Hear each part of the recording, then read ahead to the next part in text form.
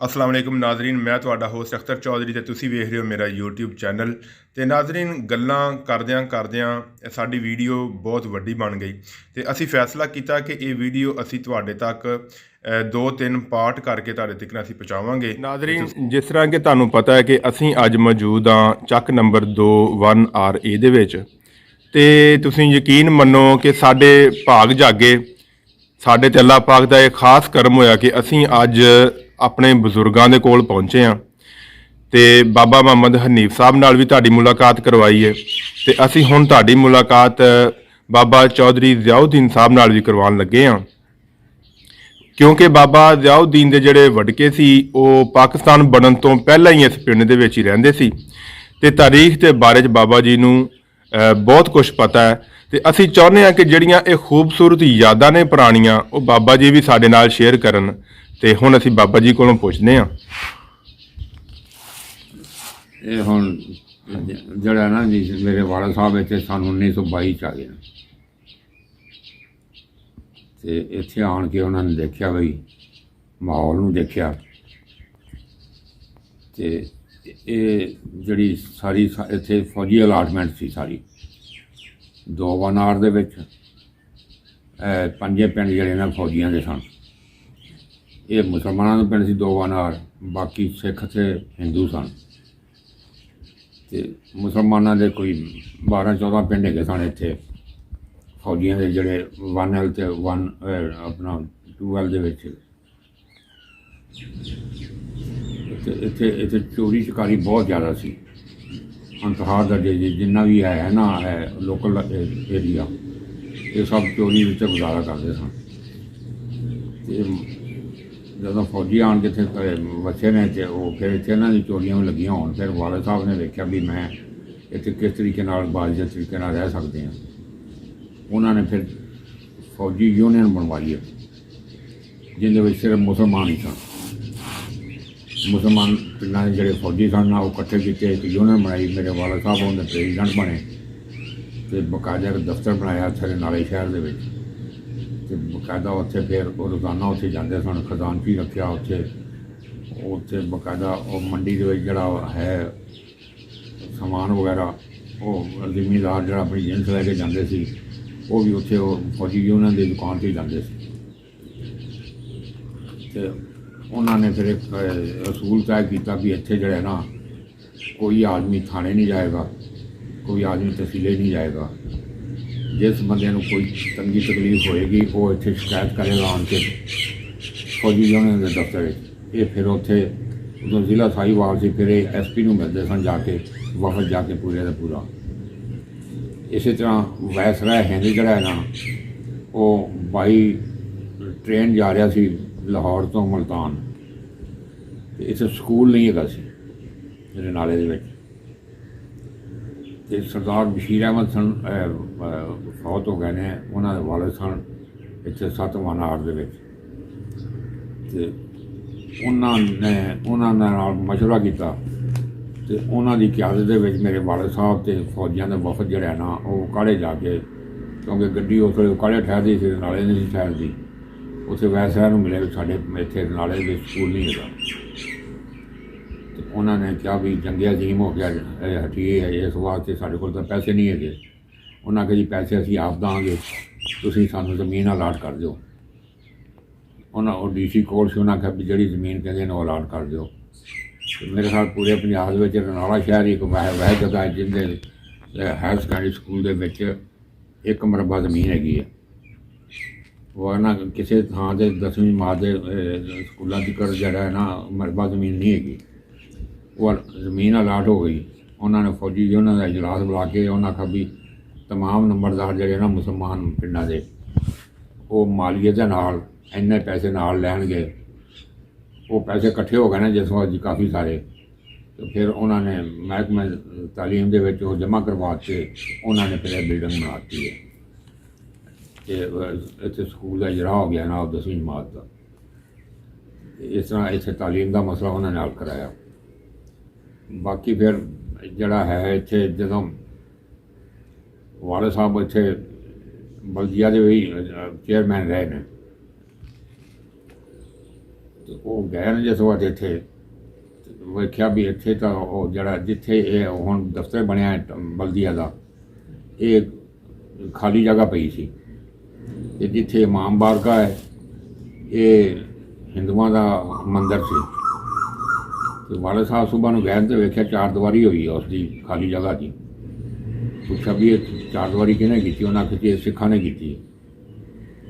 ਤੇ ਵਾਲੇ ਸਾਹਿਬ ਨੇ ਸਿੱਖਾਂ ਨੂੰ ਬੁਲਾਇਆ ਵੀ ਤੁਸੀਂ ਇਹ ਚਾਰ ਦੀਵਾਰੀ ਕਿਉਂ ਕੀਤੀ ਹੈ? ਉਹਨੇ ਕਿਹਾ ਜੀ ਅਸੀਂ ਆਪਣਾ ਗੁਰਦੁਆਰਾ ਬਣਾਉਣਾ ਇੱਥੇ, ਤੇ ਤੁਸੀਂ ਮਸਜਿਦ ਬਣਾ ਲਓ ਇੱਥੇ, ਤੇ ਜਿਹੜਾ ਹੈ ਨਾ ਮਸਜਿਦ ਜਿਹੜਾ ਹੈ ਨਾ ਇਸ ਮਸਜਿਦ ਅਸੀਂ ਤੁਹਾਨੂੰ ਸਪੋਰਟ ਕਰਾਂਗੇ ਮਸਜਿਦ ਦੇ ਮਾਮਲੇ 'ਚ। ਵਾਲੇ ਸਾਹਿਬ ਨੇ ਕਿਹਾ ਵੀ ਤੁਹਾਡਾ ਜਿਹੜਾ ਗੁਰਦੁਆਰਾ ਜਿਹੜਾ ਹੈ ਨਾ ਉਹ ਨਜਾਇਜ਼ ਜਗ੍ਹਾ 'ਤੇ ਬਣ ਸਕਦਾ ਹੈ, ਅਸੀਂ ਤੋਂ ਪਹਿਲੇ ਜ਼ਮੀਨ ਅਲਾਟ ਕਰਾਵਾਂਗੇ ਫਿਰ ਮਸਜਿਦ ਬਣਾਵਾਂਗੇ। ਵਾਲੇ ਸਾਹਿਬ ਨੇ ਫਿਰ ਉਹ ਜ਼ਮੀਨ ਅਲਾਟ ਕਰਾ ਕੇ ਨਾ ਜਿਹੜੀ ਹੁਣ ਜਾਮਾ ਮਸਜਿਦ ਹੈ ਰਨਾਲੇ ਵਾਲੀ, ਇਹ ਮੇਰੇ ਵਾਲੇ ਸਾਹਿਬ ਨੇ ਇੱਥੇ ਇਹ ਬਣਵਾਈ ਹੈ। ਤੇ ਉਹ ਜ਼ਮੀਨ ਅਲਾਟ ਹੋ ਕੇ ਫਿਰ ਇੱਥੇ ਕੱਚੀ ਮਸਜਿਦ ਬਣਾਈ। ਤੇ ਫਿਰ ਇਹ ਜਿਹੜੀਆਂ ਦੁਕਾਨਾਂ ਬਣੀਆਂ ਨੇ ਚਾਰ ਫੇਰੇ ਇਹ ਮੇਰੇ ਵਾਲੇ ਸਾਹਿਬ ਨੇ ਬਣਾਈਆਂ ਨੇ। ਪਹਿਲਾਂ ਇੱਕ ਦੁਕਾਨ ਬਣਾਈ, ਫਿਰ ਉਹ ਦੁਕਾਨ ਉਹ ਕਿਰਾਏ 'ਤੇ ਦੇ ਦਿੱਤੀ, ਫਿਰ ਦੂਸਰੀ ਦੁਕਾਨ ਬਣਾਈ ਉਹ ਵੀ ਕਿਰਾਏ 'ਤੇ ਦੇ ਦਿੱਤੀ, ਫਿਰ ਤੀਸਰੀ, ਇਸ ਤਰ੍ਹਾਂ ਸਾਰੀਆਂ ਦੁਕਾਨਾਂ ਕਿਰਾਏ 'ਤੇ ਦੇ ਦਿੱਤੀਆਂ ਉਹਨਾਂ ਨੇ। ਉਹਦਾ ਫਿਰ ਮਸਜਿਦ ਦਾ ਜਿਹੜਾ ਖਰਚਾ ਨਾ ਉੱਥੋਂ ਪੂਰਾ ਹੋਣ ਲੱਗ ਪਿਆ। ਉਸ ਤੋਂ ਬਾਅਦ ਉੱਥੇ ਹਿੰਦੂਆਂ ਨੇ ਆਖਿਆ ਵੀ ਬੜਾ ਕੰਮ ਖਰਾਬ ਹੋਇਆ ਹੈ ਤਾਂ, ਕਿਉਂਕਿ ਤਜਾਰਤ ਦੇ ਉੱਤੇ ਸਾਰੀ ਹਿੰਦੂਆਂ ਦੀ ਇਜਾਰਾਦਾਰੀ ਸੀ। ਇੱਥੇ ਪੂਰੇ ਆਪਣਾ ਰਨਾਲੇ ਸ਼ਹਿਰ ਦੇ ਵਿੱਚ ਕਿਸੇ ਮੁਸਲਮਾਨ ਦੀ ਪ੍ਰਾਪਰਟੀ ਨਹੀਂ ਸੀ ਸਿਵਾਏ ਦੋ ਬੰਦਿਆਂ ਦੀ। ਇੱਕ ਸਾਡੀ ਪ੍ਰਾਪਰਟੀ ਸੀ ਇੱਥੇ, ਜਿੱਥੇ ਜਿਹੜੇ ਮਕਾਨ ਚੋਰੀ ਹੋਈ ਸਾਹਿਬ ਨੇ ਦੇਣੇ ਆ, ਇਹ ਸਾਡਾ ਮਕਾਨ ਸੀ, ਪਾਕਿਸਤਾਨ ਬਣਨ ਤੋਂ ਪਹਿਲਾਂ ਬਣਿਆ। ਮੇਰੇ ਵਾਲਿਦ ਸਾਹਿਬ ਨੇ ਸੰਨ 44 'ਚ ਬਣਾਇਆ ਸੀ। ਮੈਂ ਛੋਟਾ ਜਿਹਾ ਸੀ ਉਸ ਵਕਤ। ਉੱਥੇ ਮਲਾਦ ਘਵਾਇਆ ਗਿਆ ਤੇ ਮੇਰੀ ਵਾਲਦਾ ਤੇ ਇੱਥੋਂ ਔਰਤਾਂ ਜਿਹੜੀਆਂ ਨਾ ਗੱਡੇ 'ਤੇ ਬਹਿ ਕੇ ਬਾਲੀ ਵਾਲਾ ਗੱਡਾ ਜਿਹੜਾ ਉਹਦੇ 'ਤੇ ਬਹਿ ਕੇ ਫਿਰ ਮੈਂ ਵੀ ਨਾਲ ਗਿਆ ਉੱਥੇ। ਉਹ ਮਲਾਦ ਸੀ ਜਦੋਂ ਹੋਇਆ ਉੱਥੇ। ਤੇ ਜਾਂ ਉੱਥੇ ਰਾਜਾ ਮੁਮਤਾਜ਼ ਸਾਹਿਬ ਜਿਹੜੀ ਹੈ ਨਾ ਆੜਤ ਉਹਨਾਂ ਦੀ ਸੀ। ਇਹ ਮਕਾਨ ਤੇ ਆੜਤ ਉਹਨਾਂ ਦੇ ਵਾਲਿਦ ਸਾਹਿਬ ਨੇ ਸੂਬੇਦਾਰ ਸੁਲਤਾਨ ਖਾਨ ਸੀ ਉਹਨਾਂ ਦਾ ਨਾਂ, ਉਹਨਾਂ ਨੇ ਬਣਵਾਈ ਸੀ। ਵਰਨਾ ਇੱਥੇ ਪ੍ਰਾਪਰਟੀ ਸਾਰੀ ਹਿੰਦੂ ਦੀ ਸੀ ਅਤੇ ਸਿੱਖਾਂ ਦੀ ਸੀ। ਪਾਕਿਸਤਾਨ ਬਣਨ ਤੋਂ ਪਹਿਲਾਂ ਕਿਸੇ ਮੁਸਲਮਾਨ ਦੀ ਕੋਈ ਪ੍ਰਾਪਰਟੀ ਨਹੀਂ ਸੀ ਇੱਥੇ। ਉਹ ਫਿਰ ਉਹਨਾਂ ਨੇ ਸ਼ਿਕਾਇਤ ਕੀਤੀ, ਜਨਾਬ ਇਹ ਦੁਕਾਨਾਂ ਨਜਾਇਜ਼ ਬਣਾਈਆਂ ਗਈਆਂ ਨੇ, ਇਹ ਜਗ੍ਹਾ ਮਸਜਿਦ ਦੀ ਹੈ ਅਤੇ ਦੁਕਾਨਾਂ ਬਣਾ ਲਈਆਂ ਨੇ, ਕਿਰਾਏ 'ਤੇ ਦੇ ਦਿੱਤੀਆਂ ਨੇ। ਇੱਥੇ DC ਸਾਹਿਬ ਆਏ, ਡਾਕ ਬੰਗਲੇ ਆਣ ਕੇ ਠਹਿਰੇ, ਉਹਨਾਂ ਵਾਲਾ ਸਾਹਿਬ ਨੂੰ ਬੁਲਾਇਆ ਵੀ ਤੁਸੀਂ ਮਸਜਿਦ ਦੀ ਜਿਹੜੀ ਯੂਨੀਅਨ ਹੈ ਬਣੀ ਹੈ, ਇਹਦਾ ਤੁਸੀਂ ਪ੍ਰੈਜ਼ੀਡੈਂਟ 'ਤੇ ਤੁਸੀਂ ਇਹ ਦੁਕਾਨਾਂ ਕਿਉਂ ਬਣਾਈਆਂ ਨੇ ਨਜਾਇਜ਼? ਉਹਨਾਂ ਆਖਿਆ ਤੁਸੀਂ ਇੰਝ ਕਰੋ, ਤੁਹਾਨੂੰ ਅਖਤਿਆਰ ਨੇ, ਅਸੀਂ ਨਕਸ਼ਾ ਨਵੀਸ ਨੂੰ ਬੁਲਾ ਲੈਂਦੇ ਹਾਂ, ਨਕਸ਼ਾ ਅਸੀਂ ਬਣਾ ਦਿੰਦੇ ਹਾਂ ਅਤੇ ਤੁਸੀਂ ਨਕਸ਼ਾ ਮਨਜ਼ੂਰ ਕਰ ਦਿਓ, ਅੱਲਾ ਗੈਰ। ਉਹ ਕਹਿੰਦਾ ਨਹੀਂ ਅਸੀਂ ਇਹਨਾਂ ਨੂੰ ਗਿਰਾਵਾਂਗੇ, ਇਹ ਗੈਰ ਕਾਨੂੰਨੀ ਬਣੀਆਂ ਨੇ। ਵਾਲਾ ਸਾਹਿਬ ਨੇ ਕਿਹਾ ਵੀ ਨਹੀਂ ਤੁਸੀਂ ਮਿਹਰਬਾਨੀ ਕਰੋ, ਲੇਕਿਨ ਉਹ DC ਨਾ ਮੰਨੇ। ਵਾਲਾ ਸਾਹਿਬ ਨੇ ਕਿਹਾ ਵੀ ਫਿਰ ਗੱਲ ਹੈਗੀ ਹੈ ਵੀ ਇੱਕ ਇੱਟ ਦੇ ਉੱਤੇ ਇੱਕ ਬੰਦਾ ਸ਼ਹੀਦ ਹੋ ਜਾਏਗਾ ਮੁਸਲਮਾਨ, ਅਸੀਂ ਗਿਰਾਣ ਨਹੀਂ ਦਾਂਗੇ ਇਹਨੂੰ। ਉਹ ਅੰਗਰੇਜ਼ ਸੀ ਅਤੇ ਬੜਾ ਸਮਝਦਾਰ ਸੀ ਕੋਈ। ਉਹਨੇ ਕਿਹਾ ਵੀ ਇੱਥੇ ਫਸਾਦ ਪੈਦਾ ਹੋਏਗਾ। ਉਹਨੇ ਕਿਹਾ ਠੀਕ ਹੈ, ਨਕਸ਼ਾ ਨਵੀਸ ਨੂੰ ਬੁਲਾਓ। ਨਕਸ਼ਾ ਨਵੀਸ ਨੂੰ ਬੁਲਾਇਆ, ਨਕਸ਼ਾ ਬਣਾ ਕੇ ਨਾ ਦੁਕਾਨਾਂ ਦਾ ਜਨਾਬ ਦਿੱਤਾ ਅਤੇ ਉਹਨਾਂ ਮਨਜ਼ੂਰ ਦੇ ਕਰਦਾ। ਇਸ ਤਰ੍ਹਾਂ ਇਹ ਮਸਜਿਦ ਦੀ ਦੁਕਾਨਾਂ ਬਣੀਆਂ ਇੱਥੇ। ਉਸ ਤੋਂ ਪਿੱਛੇ ਵਾਲਾ ਸਾਹਿਬ ਤੋਂ ਮੇਰੇ ਪਾਰਟੀਸ਼ਨ ਤੋਂ ਬਾਅਦ ਫੌਤ ਹੋ ਗਏ ਸਨ 50 ਦੇ ਵਿੱਚ। ਅਤੇ ਜੋਈ ਵਈ ਸਾਹਿਬ ਸਾਨੂੰ ਸਭ ਤੋਂ ਪਹਿਲਾਂ ਇੱਥੇ ਵਾਈਸ ਪ੍ਰੈਜ਼ੀਡੈਂਟ ਬਣੇ ਨੇ। ਇੱਥੇ ਰਨਾਲੇ ਸ਼ਹਿਰ ਦੇ ਵਿੱਚ ਪ੍ਰੈਜ਼ੀਡੈਂਟ ਬਣੇ ਸੀ ਜਿਹੜੀ ਬਸਤੀ ਰਹੀਮ ਬਖਸ਼ ਨਹੀਂ ਹੈਗੀ, ਇਹਨਾਂ ਦੇ ਜਿਹੜੇ ਮਾਲਕ ਸਨ ਨਾ ਸ਼ੇਖ ਅਬਦੁਲ ਹਮੀਦ ਸਾਹਿਬ, ਉਹ ਪ੍ਰੈਜ਼ੀਡੈਂਟ ਸਨ। ਉਹ ਚੇਅਰਮੈਨ ਬਣੇ ਬਲਦੀਆ ਦੇ, ਚੌਧਰੀ ਵਈ ਸਾਹਿਬ ਵਾਈਸ ਚੇਅਰਮੈਨ ਬਣੇ। ਫਿਰ ਅਗਲਾ ਇਲੈਕਸ਼ਨ ਹੋਇਆ, ਅਗਲੇ ਇਲੈਕਸ਼ਨ ਦੇ ਵਿੱਚ ਵੀ ਉਹ ਚੌਧਰੀ ਵਈ ਸਾਹਿਬ ਵਾਈਸ ਚੇਅਰਮੈਨ ਬਣੇ ਅਤੇ ਉਹ ਚੇਅਰਮੈਨ ਬਣੇ। ਫਿਰ ਤੀਸਰਾ ਇਲੈਕਸ਼ਨ ਜਿਸ ਵਕਤ ਹੋਇਆ, ਉਹ ਸ਼ੇਖ ਸਾਹਿਬ ਕਹਿਣ ਲੱਗੇ ਵੀ ਮੈਂ ਬੁੱਢਾ ਹੋ ਗਿਆ, ਮੇਰੇ ਕੋਲੋਂ ਕੰਮ ਨਹੀਂ ਹੁੰਦਾ ਅਤੇ ਤੁਸੀਂ ਚੇਅਰਮੈਨ ਬਣੋ। ਫਿਰ ਚੌਧਰੀ ਵਈ ਸਾਹਿਬ ਚੇਅਰਮੈਨ ਬਣੇ। ਉਦੋਂ ਰਨਾਲੇ ਸ਼ਹਿਰ ਦੀਆਂ ਜਿਹੜੀਆਂ ਨਾ ਸਾਈਡਾਂ ਸਾਰੀਆਂ ਕੱਚੀਆਂ ਸਨ ਅਤੇ ਇੱਕ 12-13 ਫੁੱਟ ਦੀ ਸੜਕ ਜਿਹੜੀ ਹੈ ਨਾ ਇਹ ਪੱਕੀ ਬਣੀ ਸੀ ਸਿਰਫ। ਇਹਦੇ ਸਾਈਡਾਂ ਦੇ ਉੱਤੇ ਜਿਹੜਾ ਹੈ ਨਾ ਕੱਪੜੇ ਵਿਛਾ ਕੇ ਅਤੇ ਉੱਤੇ ਬੈਠ ਕੇ ਅਤੇ ਉਹ ਆਪਣਾ ਚੀਜ਼ਾਂ ਵੇਚਦੇ ਸਨ ਬੰਦੇ ਮਨਿਆਰੀ ਵਾਲੇ। ਫਿਰ ਚੌਧਰੀ ਵਲੀ ਸਾਹਿਬ ਨੇ ਕੀ ਕੀਤਾ, ਇਹਨੂੰ ਇਹ ਵਨ ਵੇ ਕਰਤਾ ਸਾਰੀ, ਤੇ ਦੋਨਾਂ ਸਾਈਡਾਂ ਦੇ ਵਿੱਚ ਜਿਹੜਾ ਨਾ ਸੋਲਮ ਵਗੈਰਾ ਲਵਾ ਦਿੱਤਾ ਉਸ ਜ਼ਮਾਨੇ 'ਚ। ਇਹ ਜਿਹੜਾ ਇੱਥੇ ਹੈ ਸੀ ਇੱਥੇ ਕਾਬਲੂਨੀ ਇੱਧਰ ਹੈ ਸੀ, ਜਿੱਥੇ ਹੁਣ ਬੰਦੇ ਰਹਿੰਦੇ ਤਾਂ ਸਾਰੇ ਅਮੀਰ ਨੇ ਹੁਣ ਇੱਥੇ ਉੱਥੇ, ਲੇਕਿਨ ਉਹ ਵੱਜਦਾ ਗਰੀਬਪੁਰੇ ਦੇ ਨਾਂ ਤੋਂ ਹੀ ਹੈ।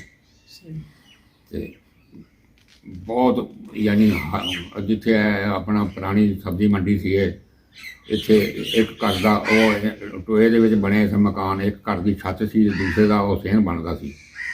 ਚੌਧਰੀ ਭਾਈ ਸਾਹਿਬ ਨੇ ਚੇਅਰਮੈਨੀ ਦੇ ਜ਼ਮਾਨੇ 'ਚ ਨਾ ਉੱਥੇ ਆਪਣਾ ਕੋਸ਼ਿਸ਼ ਕੀਤੀ ਬਈ ਇੱਥੇ 5 ਮਰਲਾ ਸਕੀਮ 3 ਮਰਲਾ ਸਕੀਮ, ਜਿਹੜੀ ਉਦੋਂ ਗੌਰਮੈਂਟ 3 ਮਰਲੇ ਤੋਂ ਜ਼ਿਆਦਾ ਨਹੀਂ, ਹੁਣ ਵੀ ਨਹੀਂ ਦਿੰਦੀ ਸ਼ਹਿਰਾਂ ਦੇ ਵਿੱਚ 3 ਮਰਲੇ ਤੋਂ ਜ਼ਿਆਦਾ ਹੁਣ ਵੀ ਨਹੀਂ ਦਿੰਦੇ।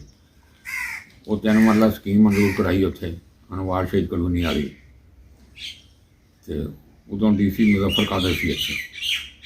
ਇਹ ਪਾਕਿਸਤਾਨ ਦੇ ਵਿੱਚ ਸਭ ਤੋਂ ਪਹਿਲੀ 3 ਮਰਲਾ ਸਕੀਮ ਹੈ ਜਿਹੜੀ ਇੱਥੇ ਬਣੀ ਰਨਾਲੇ ਸ਼ਹਿਰ ਦੇ ਵਿੱਚ। ਉਦੋਂ ਤੱਕ 5 ਮਰਲਾ ਸਕੀਮ ਫਿਰ ਭੁੱਟੋ ਨੇ ਕੱਢੀ ਬਾਅਦ ਹੀ ਜਾਣ ਕੇ। ਉਹਦੇ 'ਤੇ ਫਿਰ DC ਸਾਹਿਬ ਨਾਲ ਇਖਤਲਾਫ ਹੋਇਆ ਚੌਧਰੀ ਸਾਹਿਬ ਦਾ। ਉਹ ਕਹਿਣ ਲੱਗਾ ਵੀ ਇੱਥੇ ਤੁਸੀਂ ਜਿਹੜਾ ਨਾ ਜਿਹੜੇ ਬੰਦੇ ਇੱਥੇ ਹੈਨ ਧੱਕੇ ਕਲੋਨੀ ਦੇ ਜਿਹੜੇ ਨਜਾਇਜ਼ ਬੈਠੇ ਨੇ ਉਹਨਾਂ ਨੂੰ ਪਲਾਟ ਦਿੰਦੇ ਹਾਂ, ਜਿਹੜੇ ਬਾਕੀ ਪਲਾਟ ਵਿੱਚ ਬਣਨਗੇ ਨਾ ਉਹ ਅਸੀਂ ਆਪਣੀ ਮਰਜ਼ੀ ਨਾਲ ਪੈਸੇ ਲੈ ਕੇ ਦਾਂਗੇ। ਚੌਧਰੀ ਸਾਹਿਬ ਨੇ ਕਿਹਾ ਵੀ ਮੈਂ ਪੈਸਿਆਂ ਵਾਲਾ ਕੰਮ ਨਹੀਂ ਕਰਨਾ। ਇਹ ਫਿਰ ਉਸ ਜਿਹੜੀ ਕਮੇਟੀ ਸੀ ਨਾ ਅਲਾਟਮੈਂਟ ਦੀ, ਉਹਦੇ ਵਿੱਚ ਚੌਧਰੀ ਸਾਹਿਬ ਭਾਈ ਸਾਹਿਬ ਜਿਹੜੇ ਨੇ ਇਹਨਾਂ ਨੇ ਅਸਤੀਫਾ ਦੇ ਦਿੱਤਾ ਉਹਦੇ ਤੋਂ। ਇਹ ਫਿਰ ਮੁਜ਼ੱਫਰ ਕਾਦਰ ਨੇ ਜਿਹੜਾ ਨਾ ਇਹ ਸਾਰੀ ਅਲਾਟਮੈਂਟ ਕੀਤੀ ਸਾਰੀ ਅਨਵਾਰ ਸ਼ਹੀਦ ਕਲੋਨੀ ਦੀ, ਲੇਕਿਨ ਇਬਤਦਾਇਆਂ ਦੀ ਜਿਹੜੀ ਚੌਧਰੀ ਇਹ ਬੁਨਿਆਦ ਇਹਦੀ ਚੌਧਰੀ ਭਾਈ ਸਾਹਿਬ ਨੇ ਰੱਖੀ। ਤੇ ਬਾਬਾ ਜੀ ਸਾਨੂੰ ਕੋਈ ਜਦੋਂ ਪਾਕਿਸਤਾਨ ਬਣਿਆ, ਹਾਂਜੀ ਪਾਕਿਸਤਾਨ ਬਣਿਆ ਜਦੋਂ, ਉਦੋਂ ਕੀ ਹਾਲਾਤ ਹੋਏ ਸੀ, ਜਿਹੜੇ ਹਾਲਾਤ ਸੀ ਉਹਨਾਂ ਦੇ ਬਾਰੇ ਸਾਨੂੰ ਦੱਸੋ। ਜਦੋਂ ਪਾਕਿਸਤਾਨ ਬਣਿਆ ਨਾ ਜੀ ਉਸ ਵਕਤ ਮੁਆਸਲਾਤ ਤਾਂ ਹੈ ਨਹੀਂ ਸੀ, ਅਤੇ ਸਾਡੇ ਇੱਥੇ ਕਰਨਲ ਅੱਲਾਦੀਤਾ ਸਾਹਿਬ ਸਨ ਨਾ, ਇਹ ਜੈਪੁਰ ਰਿਆਸਤ ਦੇ ਵਿੱਚ ਮੁਲਾਜ਼ਮ ਸਨ। ਇਹਨਾਂ ਦਾ ਸਮਾਨ ਉੱਥੋਂ ਆਇਆ ਨਾ, ਤਾਂ ਉਹਦੇ ਵਿੱਚ ਰੇਡੀਓ ਵੀ ਸੀ। ਉਹ ਰੇਡੀਓ ਫਿਰ ਸਾਡੇ ਡੇਰੇ ਦੇ ਵਿੱਚ ਕਿਉਂਕਿ ਉਹਨਾਂ ਦੀ ਤਾਂ ਰਿਹਾਇਸ਼ ਇੱਥੇ ਹੈ ਨਹੀਂ ਸੀ, ਔਰ ਮੇਰੇ ਵਾਲਦ ਸਾਹਿਬ ਕੋਲੋਂ ਰੇਡੀਓ ਉਹਨੂੰ ਇਹਨਾਂ ਨੂੰ ਦੇ ਦਿੱਤਾ। ਉਹ ਰਾਤ ਨੂੰ ਅਸੀਂ ਵੀ ਬੱਚੇ ਗਏ ਸੀ, ਖਬਰਾਂ ਸੁਣਦੇ ਸੀ, ਅਸੀਂ ਵੇਖਦੇ ਸੀ ਵੀ ਆ ਬੰਦਾ ਕਿਵੇਂ ਬੋਲਦਾ ਹੈ, ਇਹਦੇ ਰੇਡੀਓ ਦਾ ਛੋਟਾ ਜਿਹਾ ਬੰਦਾ ਇਹਦੇ ਵਿੱਚ ਬਹਿ ਨਹੀਂ ਸਕਦਾ, ਖਲੋ ਨਹੀਂ ਸਕਦਾ, ਆਵਾਜ਼ ਕਿਵੇਂ ਆਉਂਦੀ ਪਈ ਹੈ, ਬੜੇ ਹੈਰਾਨੀ ਹੁੰਦੀ ਸੀ ਬੰਦਿਆਂ ਨੂੰ। ਅਤੇ ਉੱਥੇ ਖਬਰਾਂ ਆਉਂਦੀਆਂ ਸਾਡੇ ਬਹੁਤ, ਯਾਨੀ ਸਾਡਾ ਕੁਨਬਾ ਕਬੀਲਾ, ਮੇਰੇ ਚਾਚੇ ਤਾਏ ਮਾਮੇ ਨਾਨੇ ਸਾਰੇ ਹਿੰਦੁਸਤਾਨ ਦੇ ਵਿੱਚ ਸਨ ਸਾਰੇ। ਸਾਨੂੰ ਉਹਨਾਂ ਦੀ ਬੜੀ ਫਿਕਰ ਸੀ, ਮੇਰੇ ਵਾਲਦ ਸਾਹਿਬ ਨੂੰ ਵੀ, ਸਾਡੀ ਬਰਾਦਰੀ ਨੂੰ। ਜੀ ਨਾਜ਼ਰੀਨ, ਸਾਨੂੰ ਉਮੀਦ ਹੈ ਕਿ ਤੁਹਾਨੂੰ ਸਾਡਾ ਅੱਜ ਦਾ ਪ੍ਰੋਗਰਾਮ ਬਹੁਤ ਪਸੰਦ ਆਇਆ ਹੋਵੇਗਾ, ਅਤੇ ਅਗਲੇ ਪਾਰਟ ਤੱਕ ਸਾਨੂੰ ਦਿਓ ਇਜਾਜ਼ਤ।